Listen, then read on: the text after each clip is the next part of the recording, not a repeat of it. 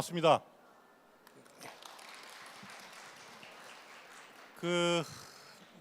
여러분이 이제 공직에 취업할 생각이 있으신 분들인데 여기에 명사 특강이라고 절 불렀어요. 여러분, 명사란 말이 뭡니까? 유명한 사람이라는 얘기죠. 저는 전혀 유명한 사람은 아니고 다만 역사 공부를 하는 역사 연구자인데 여러분이 공직에 관심을 갖고 앞으로 공직자로 취업하고 싶다는 이 즈음에 어떤 마음가짐을 갖는 게 필요할까, 이거를 한번 여러분에게 역사를 통해서 이야기를 할까 생각을 합니다. 밖이 좀 웅성거려서 잘 들리시나요? 네. 여기 보니까 고등학생으로 보이는 여학생들이 상당히 많습니다. 자, 올해가 2017년인데 지금부터 20년 전인 1997년에 어떤 일이 있었냐 하면 아마 여기 여학생들은 태어나기 전일 수도 있는데 바로 우리가 IMF에 가서 구제금융을 받았던 적이 있습니다. 기억하세요 혹시? 배우셨죠? 그때 외환보유고가 바닥이 나서 국제통화기금에서 돈을 빌리고 그 돈을 빌리는 대가로 아주 혹독한 구조조정을 했습니다. 그래서 많은 사람들이 직장에서 쫓겨났고 어떤 사람들은 집을 팔아야 됐고 아주 헐값으로 이런저런 물건을 내놓기도 했죠. 그리고 금모기 운동도 했습니다. 자, 한국 사회가 그 이전까지 상당히 오랜 시간 동안 경제적으로 고도 성장을 해오다가 갑자기 97년에 이 IMF에 충격을 받은 다음부터 많은 사람들이 어떤 생각을 하게 되냐면 뭐니 해도 안정된 직장을 갖는 게 제일 중요하다, 이런 생각을 하다 보니까 많은 사람들이 공직에 대한 열망이 IMF 금융위기를 계기로 해서 더더욱 높아졌어요. 근데 저도 대학에서 학생들을 가르치고 있습니다만 여러 앉아 계신 분들이 잘 아는 것처럼 오늘날 참 취업하기가 쉽지가 않죠. 젊은 사람들이 기본적으로 살기가 너무 어렵습니다. 그러다 보니까 이 젊은 사람들이 입에다가 어떤 말을 달고 사냐? 헬조선. 여러분도 많이 쓰시죠? 자, 이 한국이란 나라가 지옥이다, 이게 헬조선이란 말인데 제가 보니까 헬조선이란 말은 그래도 좀 양반이에요. 요즘은 어떤 말까지 돌고 있냐면 여러분도 아시죠? 이생망이라고. 이생망이라고 못 들어보셨어요? 예, 이생망은 이번 생에는 망했다, 다음 생에 태어나면 잘해보겠다. 자, 이생망이라는 용어가 의미하는 바는 사실 너무 슬픈 거예요. 젊은 세대가 자기가 사는 현실에 어떤 긍정적인 측면을 보지 못하고 이번 생에는 망했고 다음 생에 태어나면 잘해보겠다, 이렇게 생각하는 사회는 굉장히 불행하고 비참한 사회입니다. 그래서 저도 기성세대 한 사람으로 굉장히 심각한 책임의식을 느끼는데, 자, 우리 모두가 합심해서 이런 조건을 잘 바꿔야 되겠지만 저는 이제 오늘 무슨 얘기를 하고 싶은 거냐, 여러분이 이런저런 직업 중에 공무원 혹은 공직을 지망하는 분들이 많으니까 이 공무원이라는 직업은 역사를 돌아볼 때 어떤 품성과 어떤 생각을 가진 사람들이 가야 그 공무원의 일을 제대로 할 수 있고 그 사람들을 통해서 나라가 발전하고 사회가 지금보다 나아질 수 있을까, 이거를 역사를 통해서 한번 생각해 보자 이겁니다. 여러분, 공무원 할 때 그리고 공직자라고 할 때 그 공자가 무슨 공자죠? 이거는 공변대다 그래서 이 공이라는 글자의 반대말은 사자입니다. 사적으로, 공적으로, 이런 얘기 많이 쓰잖아요. 그러니까 일단 공이라는 이 접두어가 붙는 이상 공직자나 공무원이라고 하는 직업이 갖는 엄중한 뭔가 책임의식이 여러분에게 요구되는 거예요. 아예 결론적으로 말씀드리면 공직에 나아가려고 하는 생각을 갖고 있는 사람들은 최소한 이런 생각은 해야 돼요. 내가 단순히 내 밥벌이를 하기 위해서 안정되었다라고 하는 공직에 나아가겠다, 이렇게 생각하면 저는 개인도 피곤해지지만 그런 사람들이 여러 명이 있는 그 사회도 앞으로 문제가 생길 수 있어요. 적어도 공직에는 엄중한 책임이 따르고 나는 설사 그 책임을 진다고 하더라도 후회가 없다 싶을 정도의 자기 나름의 절제와 책임감이 없으면 이 공직이라는 자리는 굉장히 어렵고 힘든 자리입니다. 왜 그러냐? 개인 기업이나 자기가 하는 자영업은 그냥 혼자 돈 잘 벌고 잘 먹고 잘 사는 길로 가도 아무도 뭐라 그러지 않습니다. 그런데 여러분 아시겠지만 공직이라고 하는 거, 공무원이라고 하는 건 뭐냐? 여러 국민들을 대신해서 그들이 할 수 없는 일을 공직자에게 대신 맡기며 시키는 거예요. 대신 그 대가로 국민들은 세금을 내서 그 사람들을 월급이라는 걸 통해서 이런저런 걸 통해서 먹여 살려주는 겁니다. 그러니까 적어도 사기의 업체나 자영업이라고 하면 자기가 가져가는 돈을 개인이 주거나 자기가 스스로 버는 거지만 공직에 가고 공무원이 되면 여러분이 생활할 수 있는 돈을 국민들이 뼈 빠지게 일해서 피땀 흘려서 마련한 세금에서 가져가는 거예요. 그러니까 의미가 상당히 다른 거죠. 이건 요새 워낙 취업이 안 되니까 제가 가장 표피적인 차원에서 얘기를 한 거고, 그 다음에 이제 공직자는 어때야 되느냐? 적어도 책임감, 희생정신, 그리고 현실에 대한 확실한 분석 능력, 그리고 더 나아가서는 미래에 대한 나름의 대안까지도 제시할 만한 능력과 갖춰야 되고, 능력을 갖춰야 되고, 그 능력이 안 되면 그걸 갖추기 위한 노력을 기울여야 돼요. 자, 그래서 오늘 이 최명길이라는 사람을 통해서 한번 그 얘기를 여러분에게 해보려고 합니다. 그러니까 시간이 별로 길지는 않으니까 여러분이 일단 너무 부담은 갖지 마시고 옛날 얘기 한 편 듣는다는 생각으로 가볍게 임해 주시면 될 것 같아요. 자, 한번 보시죠. 자, 여러분 남한산성이라는 영화 봤어요? 예, 보셨습니까? 예, 대답이 시원찮은 거 보니까 이 영화 흥행은 꽝인 모양이네요. 흥행이 잘 됐으면 여러분이 전부 네 하고 대답을 했을 텐데 봤다는 사람이 별로 없어요. 자, 뭐 영화를 보셨던 보지 않으셨던 간에 그 남한산성의 영화에 나온 두 주인공입니다. 저 이병헌이 연기했던 사람은 최명길이라는 사람이고, 저 밑에 김윤석이라는 배우가 연기했던 사람은 김상원이라는 사람이에요. 자, 여러분 남한산성은 지금부터 380년 전쯤에 병자호란이라는 전쟁이 일어났던 바로 그 장소입니다. 여기서 굉장히 가까워요. 지금 여러분이 계신 데가 AT센터죠. 바로 AT센터를 오른쪽에 두고 요 지하차도로 달려가면 제 기억으로는 20분 정도면 남한산성에 도착할 수가 있습니다. 지금부터 380년 전에 저 압록강 건너에 만주에서 만주족 오랑캐가 세운 청나라가 조선으로 쳐들어왔어요. 정확히 날짜를 말씀드리면 1636년 음력 12월 9일 날 압록강을 건너왔습니다. 그런데 얘들이 압록강을 건너와서 서울까지가 대충 500km 정도 되는데 이 500km를 며칠 만에 왔냐면 5일 만에 왔어요. 여러분 500km를 5일 만에 왔으면 하루에 얼마씩 진격한 겁니까? 너무 어려운 수학인가요? 100km씩 달려 내려왔어요. 자, 당시 조선 정부는 이 청나라가 쳐들어오면 어떻게 하려고 했냐? 서울에서 강화도로 수도를 옮겨가지고 강화도에서 이 바다를 방파제로 삼아서 청나라에게 장기간 항전하려고 생각을 했습니다. 여러분 강화도 가보셨죠?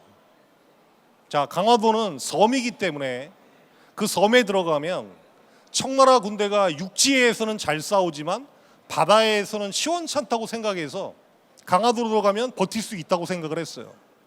자, 그런데 여러분 이 생각 해보셨는지 모르겠지만 이 서울에 있는 당시 국왕이 강화도로 가장 빨리 가는 방법이 뭘까요? 당시에. 지금이야 청와대에서 헬기 타고 가면 한 20분이면 갈 겁니다.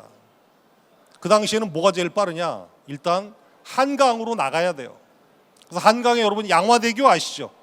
그 양화대교 부근의 한강에 가서 배를 타고 난지도 쪽으로 쭉 달려갑니다. 그러면 이제 난지도 지나가면 한강 하류가 나오고 거기에 김포라고 아시죠? 김포까지 도착한 다음에 이제 김포에서 바닷배로 갈아타고 강화도에 상륙하는 게 당시 기준으로는 서울에서 강화도로 가장 빨리 갈 수 있는 방법이에요. 그런데 조선 정부는 불행하게도 강화도로 못 갔어요. 왜 못 갔냐? 청나라 군대가 너무 빨리 내려와서. 자, 그러면 말만 하면 재미가 없으니까 청나라 군대가 어떻게 생긴 놈들인지 좀 얼굴을 보면서 해야 되겠죠? 자, 한번 봅시다.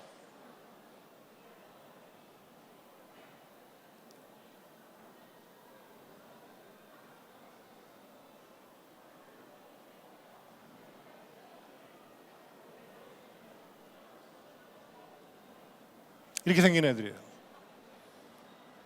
1636년 12월 9일 날 저렇게 생긴 애들이 약 5만 명 정도가 압록강을 건너가지고 서울을 향해서 득달같이 내려옵니다. 자, 그런데 쟤들이 얼마나 빨리 내려왔냐? 말씀드린 것처럼 500km를 5일 만에 내려왔어요. 참고로 여러분 임진왜란이라고 아시죠? 임진왜란은 누가 쳐들어온 겁니까? 일본군이 쳐들어온 거예요. 자, 병자호란 일어나기 한 40년 전에 임진왜란이 일어났는데 임진왜란 때 부산에 상륙했던 일본군은 부산에서 서울까지가 428km예요. 430km입니다. 그런데 430km를 며칠 만에 올라왔냐? 17일 걸렸어요. 430km를 17일 걸렸는데 병자호란 때 저렇게 생긴 애들은 500km를 5일 만에 내려온 거예요. 그러니까 여러분이 전후 맥락은 잘 모르셔도 어떻게 얘기할 수 있냐? 임진왜란이 일어났을 때보다 병자호란이 일어났을 때 조선의 군사력이나 국방력은 더 강했다는 얘기입니까? 약했다는 얘기입니까? 약했다는 얘기겠죠. 그러니까 결과론적인 얘기지만 병자호란 당시에 조선은 전쟁을 선택하는 것이 무리였다라고 하는 겁니다. 아무튼 얘들이 워낙 빨리 내려왔어요. 자, 그런데 원래 얘들이 왜 쳐들어왔냐? 그 앞으로 한번 가볼게요. 자, 임진왜란이 끝나고 나서 몇십 년이 지나면서 일본군은 한반도에서 물러갔는데 저 만주 쪽에 청나라라고 하는 새로운 군사 강국이 떠오른 거예요. 그리고 이 밑에는 명나라라고 하는 원래 있던 강국이 있었어요. 근데 여러분 이건 아시죠? 임진왜란 때 명나라 군대가 조선의 군대를 보내서 일본군하고 싸우면서 조선을 도와줬던 거는 국사에서 배우셨죠? 기억나시나요? 나시면 좀 대답 좀 하세요. 대답을 안 하니까 아는지 모르는지 알 수가 없어요. 자, 그런데 외란 끝나고 갑자기 저쪽에서 청나라라고 하는 만주족의 국가가 새로 떠오르니까 조선은 상당히 곤혹스러워졌습니다. 왜 곤혹스러워졌냐?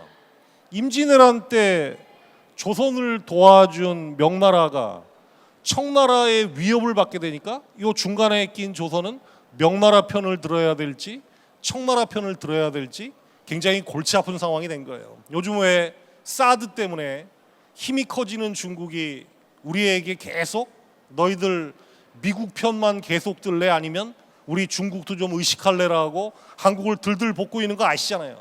그거랑 상황이 어쩌면 비슷하다고 얘기할 수가 있어요. 자, 그런데 당시 조선의 지식인들이나 지배층들은 어떤 생각을 했냐면, 자, 이 명나라는 한족이고 이 청나라는 무슨 족입니까? 만주족, 여진족이에요. 그래서 한족이 아닌 명나라, 청나라는 오랑캐다라고 하는 생각을 가지고 있기 때문에 조선 지식인들의 마음 속에는 어느 쪽으로 끌리고 있었냐? 아무래도 명 쪽으로 끌리고 있었어요. 더군다나 임진왜란 때 명나라가 조선에 도와줬다는 그런 은혜의식도 갖고 있었으니까 명이 먼저냐 청이 먼저냐라고 할 때 명 쪽으로 기울어져 있었습니다. 근데 시간은 명나라 편이 아니었어요. 청나라가 야금야금 세력이 커지면서 명나라하고 조선을 계속 위협을 했습니다.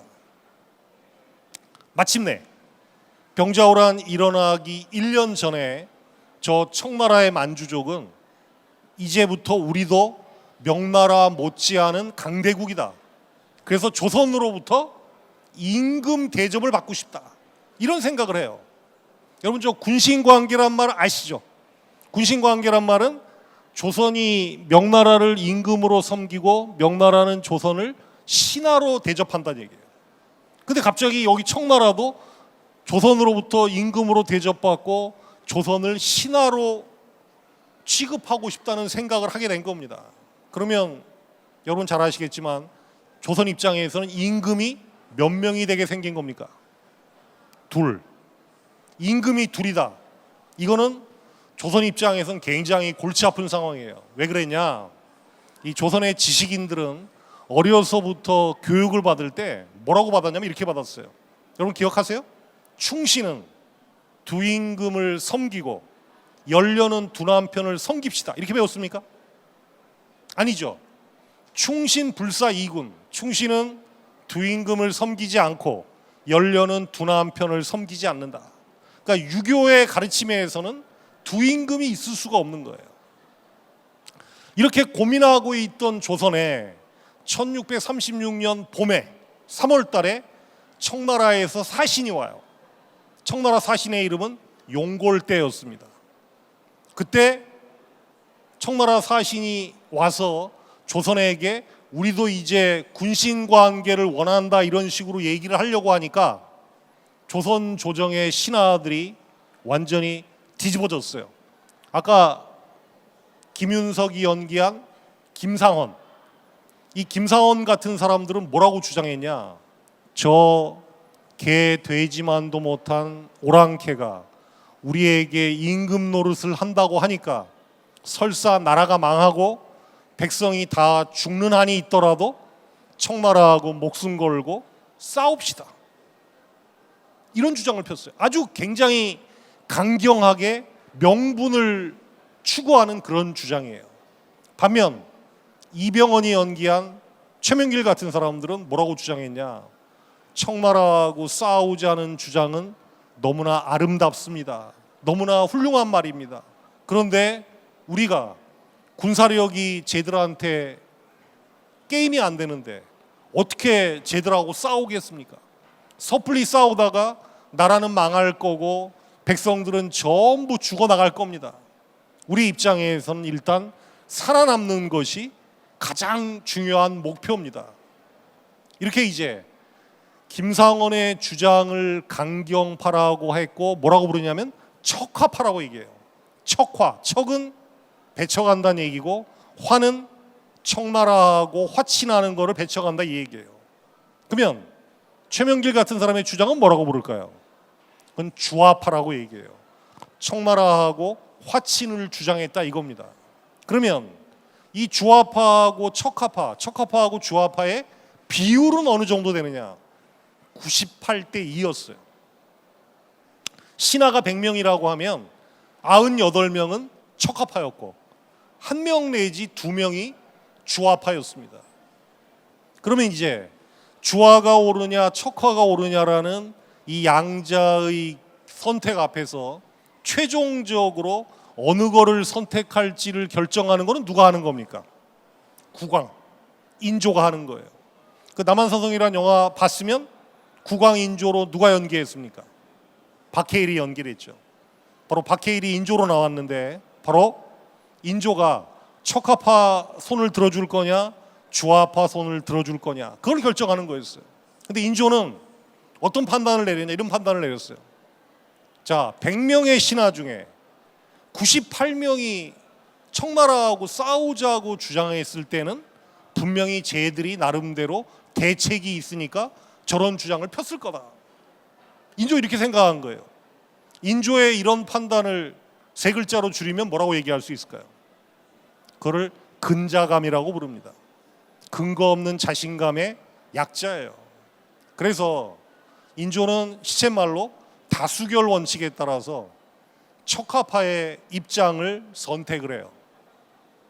그래가지고 청나라 사신은 빈손으로 돌아갔고 조선은 청나라하고 목숨 걸고 싸우겠다라고 하는 그런 입장을 결정을 한 겁니다.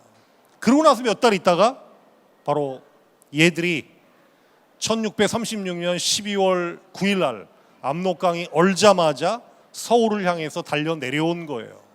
근데 아까 말씀드렸지만 500km를 5일 만에 내려왔으니까 엄청 빨리 내려왔는데 왜 빨리 내려왔냐? 워낙 얘들이 어려서부터 말 타는 것에 익숙해서 기동력이 뛰어났기 때문에 기본적으로 빨리 올 수 있었지만 그것 못지않게 중요한 이유는 뭐냐면 이 의주 쪽에서 서울로 오는 길을 일본 국도라래요. 일본 국도. 오늘날 부산에서 의주까지 이어진 게 일본 국도입니다. 자, 일본 국도상에서 조선군은 황해도에다가 군대를 배치해서 청군을 막으려고 시도를 했어요. 그런데 당시 황해도에서 청군을 막는 임무를 맡았던 조선군 총사령관 이름이 김자점이라는 사람이 있었어요. 근데 이 사람이 두 가지 엄청난 과오를 저지릅니다. 여러분 여기서부터 얘기를 잘 들으셔야 돼요. 기본적으로 조선군 총사령관이면 이 사람은 공직자예요. 최고의 공직자입니다. 그런데 이 사람이 제대로 싸우느냐 청군을 막느냐 못 막느냐에 따라서 조선 백성과 나라의 운명이 결정되는 거 아니겠어요? 위기 상황이니까. 그런데 이 김자점이라는 사람은 아까 제가 여러분에게 강조했던 첫 번째 책임감이 엉망인 인물이었어요. 어떤 짓을 했냐? 자, 여러분 조선시대에는 지금처럼 휴대폰은 없었지만 엄연히 그때도 통신시설이 있었어요. 뭐였습니까? 봉화 아시죠? 봉화. 봉수라고 하는 거. 무슨 말이냐 하면 1636년 12월 8일부터 압록강 쪽의 봉화대에서 계속 밤마다 봉화가 올라왔어요. 이건 무슨 표시냐? 청나라 군대가 침략을 시작했으니까 여기에 대비하라라고 하는 표시입니다. 그럼 김자점은 황해도에 있었으니까 그 평안도에서 올린 봉화를 봤어요. 그럼 이 사람은 어떻게 해야 될까요? 똑같은 숫자로 자기 봉화대에 불을 올려줘야 그게 도미노식으로 쭉 연결돼 가지고 서울에서 부산까지 전쟁이 일어났다는 사실을 전파할 수가 있는 거예요. 그러면 백성들이 전쟁이 일어났다는 사실을 알고 전쟁 준비를 하거나 그게 힘들면 피난이라도 갈 수 있는 거예요. 하다못해 강화도 같은 데로 들어갈 수가 있잖아요. 그런데 어처구니 없게도 이 김자점이라는 지휘관은 그 봉화를 안 올립니다. 그러니까 달리 말하면 전쟁이 일어났다는 사실을 서울에 보고를 안 한 거예요. 왜 그런 줄 아세요? 평소 국왕을 만났을 때 이 사람이 뭐라고 얘기를 했냐? 전하, 겨울철에는 청군이 절대로 움직이지 않을 겁니다. 이렇게 얘기를 해갖고 자기 말에 책임을 진다는 의미에서 보고를 안 하는 쪽을 택한 거예요. 어처구니가 없죠. 근데 두 번째는 황해도에서 청군하고 싸우다가 진단 말이에요. 그런데 졌지만 병력 손실이 그렇게 크지 않았어요. 그러면 졌다고 하더라도 그래도 한 나라의 최고 군사 지휘관이면 어떻게 하는 게 정상이냐? 남은 병력을 이끌고 딴 장소로 후퇴해서 잘 추슬러 가지고 청군이랑 싸우는 게 정상 아니겠어요? 근데 이 사람은 그러지 않고 황해도에서 진 다음에 그냥 여기 경기도 양평 아시죠, 여러분? 양평까지 도망가서 전쟁 끝날 때까지 나오질 않은 겁니다. 그러니까 한마디로 말하면 어처구니 없는 일이 벌어진 거예요. 자, 그런 고위공직에 있는 사람이 유사시에 책임감도 없고 자기 의무를 다하지 않으면 그 개인적인 비극이기도 하지만 그 비극이 누구한테 전부 영향을 미치겠어요? 딴 백성들도 죽게 만드는 거예요. 얘들이 그래서 조선이 보고도 받지 못한 상태에서 득달같이 서울을 향해 달려 내려오는 바람에 인조는 강화도로 가려는 시간 여유를 잃어버린 겁니다. 자, 그래서 이제 얘들이 쳐들어온 지 5일째 되는 날 12월 14일 아침에 인조가 그러면 강화도로 가볼까 하고 어디 있었냐? 여러분 저기 왜 대학로 가다 보면 서울대 병원 아시죠? 그 앞에 창경궁이라는 궁궐 알죠? 인조가 거기 있었어요. 거기 있다가 아침에 가마를 타고 강화도로 가겠다고 한강을 향해서 출발을 했습니다. 그런데 당시는 내가 지금 전부 음력으로 얘기하니까 겨울이잖아요. 겨울이니까 한강물이 어떻게 됐겠어요? 얼었어요. 그러니까 한강에 가봤자 얼음 때문에 배를 띄울 수가 없어요. 그럼 어떻게 해야 되느냐? 일단 김포까지는 육로로 이동을 해서 김포에 가서 바닷배를 타야 되는 거예요. 그러니까 얘들 청군은 어떤 생각을 했냐? 이 전쟁을 빨리 끝내려면 조선국왕 인조를 빨리 사로잡아야 되니까 인조가 김포 나루터로 분명히 올 거니까 김포 나루터에 가서 차단하고 기다리자 이렇게 생각을 한 겁니다. 그래가지고 그거를 몰랐던 인조가 지금 창경궁 거기서 출발해서 불탔다가 복원된 여러분 숭례문 아시죠? 남대문 거기에 도착했는데 갑자기 급보가 들어온 거예요. 김포 나루터가 청군에 의해서 차단되었습니다. 그러자 남대문 앞까지 왔던 인조는 여러분이 잘 쓰는 말처럼 멘붕 상태에 빠진 거예요. 왜? 강화도로 가는 길이 끊겼으니까. 그런데 조선왕조실록이라는 책을 읽어보면 인조가 남대문에 겨우 왔을 때 얘들은 어디까지 와 있었냐? 지하철 3호선 녹번역 근처까지 와 있었어요. 지금 지도를 찍어보니까 여러분 지하철 3호선 타보시죠? 녹번역에서 전철 타면 어떻게 됩니까? 그 다음 홍제역, 모학제, 독립문, 그 다음이 경복궁역이에요. 그러니까 얘들이 막 말을 타고 달려오면 청군이 남대문까지 한 15분 정도면 녹번동에서 도착을 하는 거예요. 자, 그런데 당시 인조를 옆에서 수행하고 있던 신하들은 98%가 다 누구라 그랬습니까? 적합파들이에요. 그러니까 인조가 멘붕 상태에 빠져서 신하들에게 나 어떻게 했으면 좋겠냐 라고 물었더니 싸우자고 주장했던 척하파들은 아무 소리도 못하는 거예요. 이거는 화살 한 발 제대로 쏴보지도 못하고 강화도 들어가지도 못하고 지금 수도 서울 한복판에서 청군에게 포로가 될지도 모르는 최악의 상황에 직면을 한 겁니다. 그때 누가 나섰냐? 바로 이병헌이 연기한 최명길이 나선 거예요. 최명길이 왕한테 이렇게 얘기합니다. 전하께서는 청나라하고 전쟁을 함부로 선택하면 안 된다고 말씀드렸지만 제 말을 듣지 않으셨습니다. 그런데 지금 와서 잘잘못을 따지면 무슨 소용이 있겠습니까? 명령을 내리신다면 제가 무학제에 가서 청나라 장수들을 만나가지고 왜 갑자기 쳐들어왔는지를 따지면서 시간을 한번 끌어볼 테니까 제가 적진으로 가겠습니다. 이렇게 나선 거예요. 자, 당신은 엄연히 전쟁 상황이기 때문에 만약에 청나라 장수들이 최명길이 온 거를 저자가 고의적으로 시간을 끌라고 왔다 이렇게 판단하면 어떻게 되겠어요? 최명길은 그 자리에서 칼 맞아 죽는 거예요. 근데 이 사람은 그걸 무릅쓴 겁니다. 내가 설사 저들을 설득하지 못해서 칼에 맞아 죽는 한이 있더라도 지금 내가 모시는 임금님이 이런 최악의 상황에 직면했으니까 신하된 나의 입장에서는 내 책임을 다해야 된다. 그래서 혼자 말을 타고 무학제로 간 겁니다. 가서 얘들을 만난 거예요. 만나서 놀랍게도 최명길이 거기서 쟤들을 6시간 정도 묶어 놓는데 성공을 해요. 그러자 인조는 최명길이 시간을 벌어준 덕분에 강화도는 어차피 글러먹었고 어디로 갈 수 있었습니까? 바로 여기서 20분 거리에 있는 남한산성으로 갈 수 있었어요.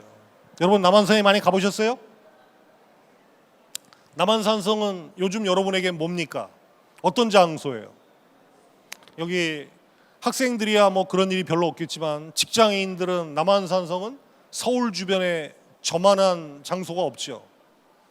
금요일이나 토요일 날 단체로 가서 족구한 게임 하고 닭백숙이나 닭도리탕 시켜가지고 진하게 한잔하는 국민 유흥지가 바로 남한산성이에요. 남한산 가면 얼마나 음식점이 많습니까? 그런데 이 산성이 한 4년 전에 유네스코 세계 문화유산으로 등록이 됐어요. 이 성의 둘레가 12km쯤 됩니다. 자, 그러니 최명길이 시간을 그나마 벌어준 덕분에 12월 14일 한밤중에 인조가 저 성으로 피난하는 데 성공을 해요. 근데 영화에서도 묘사가 돼 있지만 모든 전쟁 준비를 강화도에 들어가기로 했다가 갑자기 저 남한산성으로 쫓겨 들어가니까 저 성은 전쟁을 제대로 치를 만한 준비가 안 돼 있는 겁니다. 병력도 적고 가장 심각한 것은 10,000명 정도 되는 병력이 얼마나 버틸 수 있을까 식량을 계산해 보니까 45일 지나면 식량이 다 떨어진다는 결론이 나왔어요. 그리고 무엇보다 가장 심각한 것은 아주 혹독한 겨울 추위였습니다. 여러분 오늘 아침 어제 꽤 추웠죠? 근데 제 생각에는 지금 우리 시대의 추위는 과거 70년대 추위하고도 비교가 안 되고 저 때의 추위하고는 더더욱 비교가 안 돼요. 지금 여러분이 입고 있는 옷이나 이런 것들은 얼마나 솔직히 말해서 보온성이 뛰어나고 집집마다 단열재라는 게 다 들어가 있잖아요. 그런데 저 때 남한산성에서 보초 서던 병사들은 방한복이 없었습니다. 여러분 조선시대 군인들이 입던 방한복이 뭐였어요? 구스다운이었습니까? 덕다운이었습니까? 솜으로 누빈 옷이었는데 그나마 그것도 전부 강화도에 갔다가 쌓아놨지 남한산성에는 몇 벌 없었어요. 그러니까 어떤 일이 벌어지느냐, 밤새도록 저기서 보초 쓰는 군인들한테 방한복이라고 지급한 게 뭐냐면 빈 쌀가마니 한 장씩이었어요. 지프로 짠 쌀가마니 한 장을 방한복이라고 나눠준 겁니다. 이걸 뜯어가지고 허리에다가 이렇게 걸친 상태로 밤새도록 저 추위 속에 서 있으니까 어떤 일이 벌어지느냐, 한 이틀 지나니까 조선왕조실록 기록에 보면 온몸에 동상이 퍼져가지고 이 손과 발을 잘라내지 않으면 죽을 수밖에 없는 부상병이 속출하는 거예요. 끔찍하죠. 자, 청군은 처음에는 이 성 밑에 와서 산성을 쳐다보니까 이게 경사가 한 50도 되고 겨울에 눈이나 비가 와서 얼어붙으면 청나라 군대가 공격하기가 쉽지 않겠죠. 그래서 이 성을 정복하려다가 엄청난 인명 손실을 보겠구나 이렇게 고민을 했는데 저 성 안에다가 몰래 간첩을 들여보내서 살펴보니까 사람들이 불기도 제대로 떼지 못하고 방한복 입은 사람도 드물고 얼굴이 전부 못 먹고 추워가지고 누렇게 떠 있단 말이에요. 그다음에 어떤 생각을 하냐, 뭐 공격하고 말고 할 거 없이 그냥 포위해버리자. 그래서 여러분 잘 아시는 여기 판교 아시죠? 판교, 경기도 광주, 양평 쪽에다가 이렇게 복병을 배치해 놓고 남과 북에서 성을 구원하기 위한 군대가 오는 것만 막아버립니다. 어떻게 되느냐, 얼어 죽거나 굶어 죽기 전에 내려와서 항복할 거다 이렇게 생각을 한 거예요. 이 청나라의 예상은 그대로 맞아 떨어졌어요. 1636년 12월 14일 날 여기 들어갔는데 정확히 47일 버티고 1637년 1월 30일 날 인조는 저 남한산성에서 내려와서, 여러분 지금 왜 제2롯데월드 빌딩 높이 올라간 거 아시죠? 거기하고 석촌호수 사이에 삼전포라고 하는 나루터가 있었어요. 그 나루터에 와서 결국은 청나라 황제에게 3번 큰 절을 올리고 9번 머리를 조아립니다. 그리고 아주 치욕적인 항복을 해요. 그리고 최명길은 저 성 안에서 어떤 주장을 폈냐 하면, 우리가 이 성에 포위되고 고립된 상태에서 무조건 싸우자고 주장을 하면 나라가 망하는 것도 망하는 거지만 서울 주변의 백성들은 저 청군에게 다 죽고 만다. 어떻게 할 거냐? 현실을 받아들여서 일단 백성과 나라를 살려야 된다. 이런 주장을 펴니다. 자기가 책임감을 발휘해서 인조를 남한산성까지 피신해 주는데 성공했지만 그 다음에는 청군을 당할 수가 없었잖아요. 그런데 제가 아까 앞머리에 말씀을 드렸어요. 공직은 웬만한 마음가짐 가지고서 할 게 아니다. 자, 저는 이렇게 생각을 해요. 자, 최명길을 한번 다시 봅시다.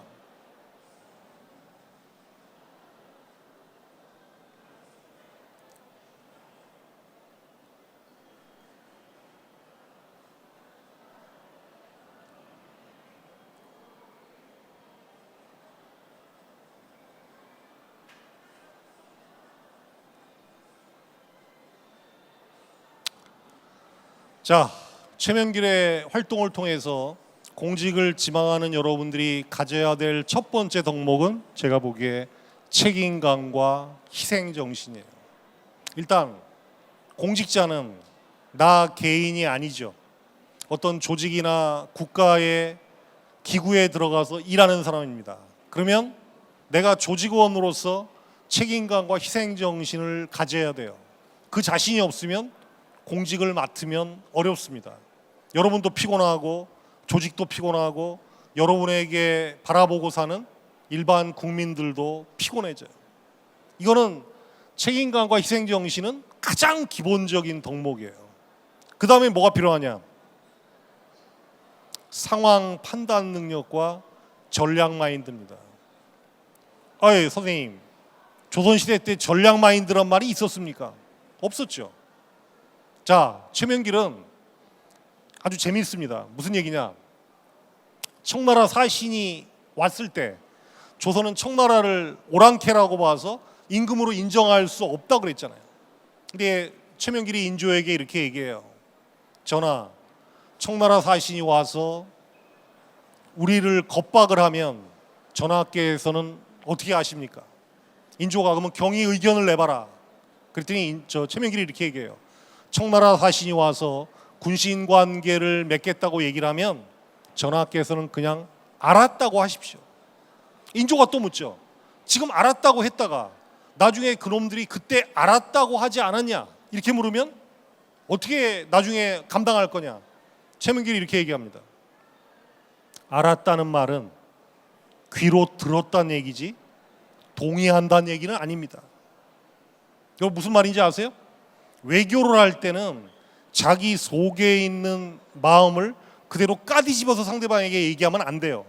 근데 조선의 척화파들은 자기 감정을 그냥 청나라에게 여과 없이 그대로 퍼부어낸 겁니다. 이런 오랑캐 놈들, 니들이 무슨 임금이고 황제냐? 근데 최명길은 외교에서 제일 중요한 거는 자기 속마음을 숨기는 거다. 여기까지만 얘기하면 말장난인 것 같죠. 근데 최명길은 뭘 인조에게 또 강조를 했냐면 공직자의 입장에서 자기 말에 책임을 져야 된다는 거. 무슨 얘기냐? 아까 여러분 기억하세요? 98%에 해당하는 척화파는 청나라하고 어떻게 하자 그랬습니까? 싸우자 그랬죠. 근데 최명길이 생각해 보니까 이 척화파들이 모순을 지금 갖고 있어요. 무슨 얘기냐? 청나라하고 싸우자고 주장하면서 만약에 전쟁이 터지면 신하들하고 임금은 어디로 피난할 생각을 했습니까? 예? 강화도로 피난할 생각을 했잖아요. 그럼 여러분 그게 어떤 의미를 가져요? 강화도로 가면 그 섬에 들어간 왕족이나 신하들은 섬에서 바다 때문에 안전하겠지만 강화도에 조선 전체 백성 가운데 몇 명이나 들어갈 수 있겠어요?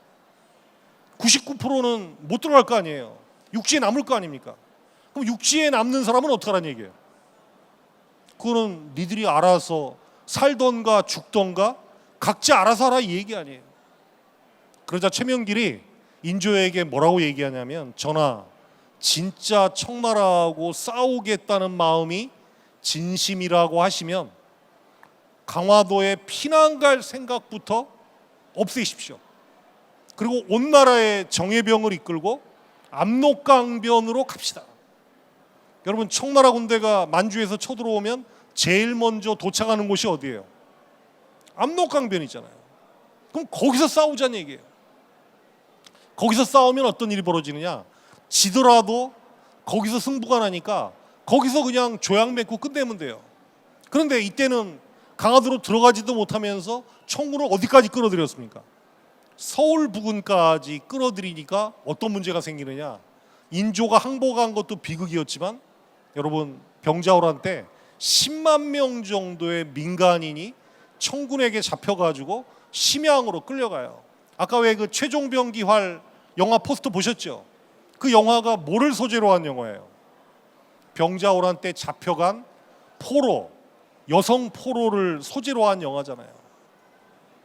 자, 당시 청나라는 조선에서 항복받은 다음에 서울 주변에서 붙잡은 10여만 명의 포로를 저 만주 심양까지 끌고 갔습니다. 서울에서 심양까지가 거리가 얼마큼 되느냐? 700km쯤 돼요. 700km를 그 겨울에 걸어서 끌려간다고 생각해 보세요. 한 80일에서 90일을 걸어가야 되는데 걸어가는 도중에 그 포로들에게 밥을 제대로 주겠어요? 따뜻한 잠자리를 주겠어요? 다 그 추운 겨울에 들판에서 노숙하는 겁니다. 얼어 죽고 굶어 죽고 탈출 시도하다가 맞아 죽고 또 탈출하다가 잡혀오면 발 뒤꿈치를 도끼로 잘렸어요. 여러분, 이 병자호란이라는 전쟁은 우리가 알고 있는 내용보다 훨씬 참혹한 전쟁이에요. 그러니까 최명길은 어떤 생각을 했냐? 말로만 싸우자고 주장하면서 청군을 깊숙이 끌어들이면 그런 비극이 발생할 수 있다라고 하는 것을 애초에 예측을 한 거예요. 그게 바로 제가 말씀드리는 상황 판단 능력과 전략 마인드예요. 여러분, 그런 얘기 많이 들어봤죠? 제일 무능한 상사가 어떤 게 골치 아프고 무능한 상사입니까? 머리 나쁜데 무지하게 부지런한 사람. 그렇죠? 진짜 훌륭한 상사는 어떤 상사예요? 상황 판단 능력도 있고 부지런하고 부하들을 제대로 살펴줄 수 있는 사람. 그러려면 끊임없이 공직에 있는 사람도 상황 판단과 전략 마인드를 가지기 위해서 공부를 해야 됩니다.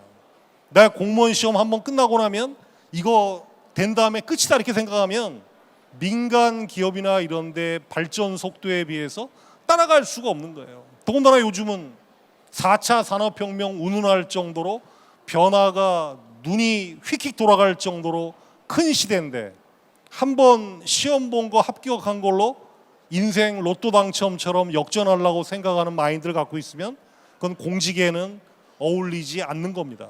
책임감과 희생정신은 당연한 거고 적어도 민간을 앞장서서 끌고 나갈 수 있을 정도의 저 상황 판단 능력과 전략 마인드를 가져야 되는 거예요. 아마 여러분들이 지금이야 아직 젊고 그래서 이 말의 의미를 잘 모르겠지만 지금도 왜 민간에서 공무원들에게 가장 크게 요구하는 게 규제 완화 같은 거 아니에요. 규제만 하려고 들지 말아라.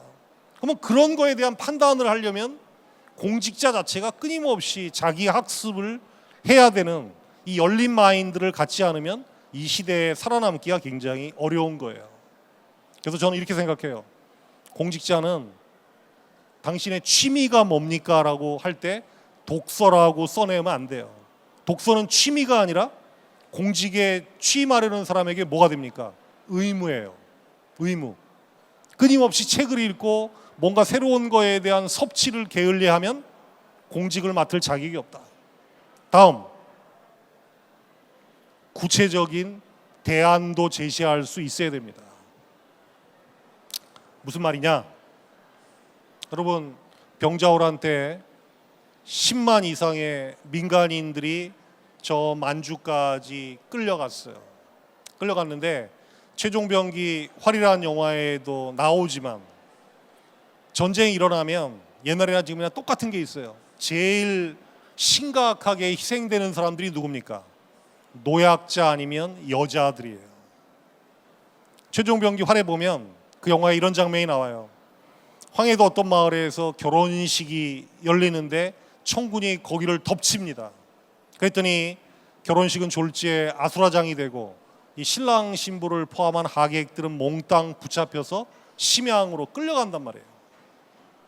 그런데 당시 끌려가던 조선 포로들은 자기 나라 군대로부터 아무런 도움을 못 받았기 때문에 거기서 살아남는 방법은 한 개밖에 없어요. 뭐냐? 직접 맨주먹으로 청군에게 싸워서 이겨가지고 탈출하는 수밖에 없습니다. 그런데 그 최종병기 활이라는 영화에서는 신부의 오빠로 나오는 누굽니까? 남한산성에서 인조로 나왔던 박해일 오빠가 활을 무지하게 잘 쏘는 신궁으로 나오죠. 그래서 이 오빠가 청군을 한 놈 한 놈 쏴 죽인 다음에 누이 동생을 구출하는 게 기본 줄거리잖아요. 무슨 말이냐? 병자호란 때 수만 명의 여성들이 청군에게 붙잡혀서 심양으로 끌려간단 말이에요. 그런데 청군은 일부 다처제가 허용되는 사회였기 때문에 이 끌고 가는 여자들을 다 자기 첩으로 삼습니다. 근데 첩으로 삼고 한 80일, 90일을 걸어가는 도중에 자기보다 계급이 낮은 놈이 자기가 데리고 있는 여자보다 예쁜 여자를 첩으로 데리고 있으면 수시로 인간 시장을 열어가지고 교환을 해요. 그러니 그 여자들의 운명이 어떻게 되겠습니까? 이런 고통을 겪고 만주 땅에 도착하니까 이번에는 나 여자를 끌고 온 청나라 장교가 거의 다 유부남들인 거예요. 유부남들이라고 하면 만주 땅에 누가 있다는 얘기입니까? 거기 본처가 있을 거 아니에요. 만주족 본처가. 그럼 만주족 본처의 입장에선 이게 또 얼마나 황당한 상황이에요. 지 남편이란 자가 조선에 쳐들어갔다가 돌아왔는데 자기보다 예쁜 여자를 막 서너 명씩 데리고 와서는 같은 집에서 살겠다고 일방적으로 선언하는 겁니다. 그러자 이제 이 질투심에 눈이 먼 만주족 여자들이 그 분풀이를 누구한테 하겠어요? 바로 조선인 첩에게 합니다. 그 청나라 기록에 보면 어떤 아주 악독한 만주족 본처가 자기 남편이 조선에서 끌고 온 첩의 얼굴에다가 끓는 물을 퍼붓는 사건이 벌어져요. 이 여자 얼굴을 망가뜨려야 내 남편의 마음이 나한테 돌아온다 이겁니다. 그러니 이 여자들의 고통이라는 게 얼마나 극심했겠어요. 그런데 조선 정부는 그렇게 해서 청나라에서 몸값 치르고 돌아오거나 탈출해온 여자들을 환양년이라고 해서 도로 이렇게 배제해 버렸어요. 원래 남편하고 이혼하게 만들거나 받아들이지 못하게 했습니다. 그런데 거기에 유일하게 반대하는 사람이 누구냐? 최명길이에요. 저 불쌍한 여자들을 환양년 운운하면서 받아주지 않으면 저 사람들은 어떻게 할 거냐? 죽으란 얘기냐? 비구니가 되란 얘기냐? 저 여자들이 정지를 잃었다고 어떻게 배제하느냐? 그래서 이 사람이 이런 얘기를 해요. 저 청나라에서 돌아온 여자들이 무학제를 넘어오기 전에 서울로 들어오기 전에 홍제천 옆에다가 연못을 파서 그 연못에 들어가서 몸을 씻으면 정조가 회복된 걸로 봐주자. 어떻게 보면 대단히 코미디 같은 얘기입니다만 이런 특단의 조처가 없으면 저 백성들을 살릴 수가 없는 거예요.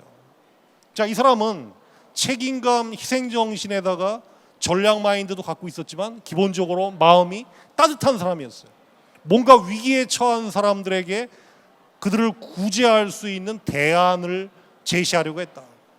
자, 공직자는 마음이 따뜻해서 비판을 위한 비판, 반대를 위한 반대, 찬성을 위한 찬성이 아니라 뭔가 대안을 제시하는 능력도 가지고 있어야 되는 거죠. 자, 여러분이 공직에 도전하겠다는 마음에 자신감이 생깁니까? 아니면 나는 안 되겠다라는 좌절감이 생깁니까? 저는 여러분이 자신감을 갖되 책임의식을 갖는 게 중요하다고 봐요. 자, 병자호란 끝나고 나서 이 국가와 백성을 살리려고 했던 최명길은 배신자, 그 다음에 나라를 팔아먹은 자라는 비난을 받았습니다만 그거는 너무 가혹한 평가고, 이 사람이 그런 오명을 뒤집어 쓴 것은 내가 내 스스로는 오명을 뒤집어 쓰더라도 국가와 백성을 살리겠다라는 충정에서 나온 거예요. 그런 면에서 영화는 최명길하고 김상훈을 대등하게 그려놨지만 제가 볼 때 여러분처럼 공직을 지망하는 사람들 입장에서는 이 최명길이 보여줬던 책임감과 희생정신, 그리고 상황 판단 능력과 전략 마인드, 그리고 뭔가 구체적인 대안을 제시하면서 따뜻한 마음을 갖는 게 이 공직이라는 자리에 도전을 앞두고 여러분이 한번 깊이 생각해 봐야 될 그럴싸한 문제의식이 아닌가, 이런 생각을 합니다. 하여튼 열심히 들어주셔서 대단히 감사합니다. 예, 감사합니다.